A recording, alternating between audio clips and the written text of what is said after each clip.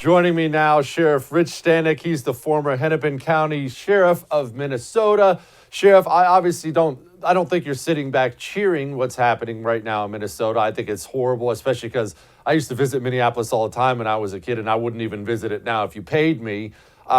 It's not going well, though, this whole defund the police. Are the cops not the ones that were the problem? Abolish and defund. You saw the letters.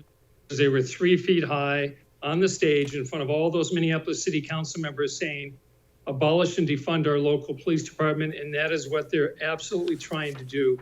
Murders here are skyrocketing. FBI says murder rates are up 30% nationwide.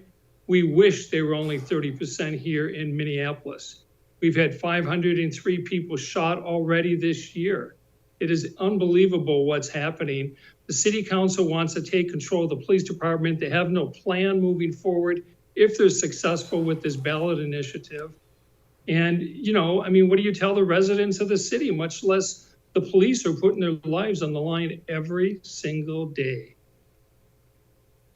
Sheriff, I have to assume that those cops who want to go out there and do good and protect, and I have to assume they're leaving. I have to be honest, if I committed myself to protecting others and I got dumped on like that, I'd go to the suburbs of Florida and I'd be pulling over little old ladies for swerving too much. I wouldn't sit for that crap.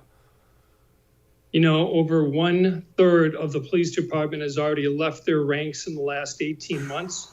Recruitment? Who wants to be a police officer? Who wants to work in the Minneapolis Police Department? I'm a proud member. 25 years I served in and 12 years as sheriff of that county. But, I got to say, you really can't blame them. They do not have any support at all from their elected officials. Sheriff, the city council has plans to replace the police department with the Department of Public Safety. Would you please explain to me this grand plan? I can't wait to hear this. Yeah, they would take the management and authority of the police department away from the mayor and the police chief. They'd create a Department of Public Safety that may or may not include police officers.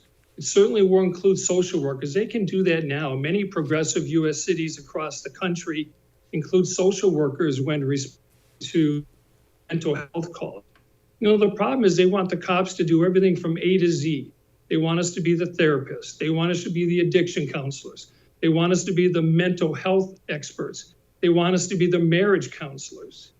Come on, they've got a job to do. It's tough enough. Our response times went from about 3 to 4 minutes to answer a 911 call when somebody needs help to over 15 minutes. It's unbelievable. Sheriff, nothing bad can happen in the course of 15 minutes, though. That's not that long, right? 15 minutes, and you wonder why, like you said at the beginning of the show, hey, I won't even come back to Minnesota. Many residents are forced to take things in their own hands. The other day, a rolling gun battle between 2 cars through downtown Minneapolis, the economic hub of Minnesota. Eventually, the 2 cars end up in a crash, and they kill another innocent woman on a moped, a scooter. The other day, residents of North Minneapolis said, hey, Governor, they wrote him a letter and said, please declare our neighborhood a war zone. Send in National Guard troops. Send us state troopers. All they got in response was crickets. They talk a good game, but they got to produce at the end of the game.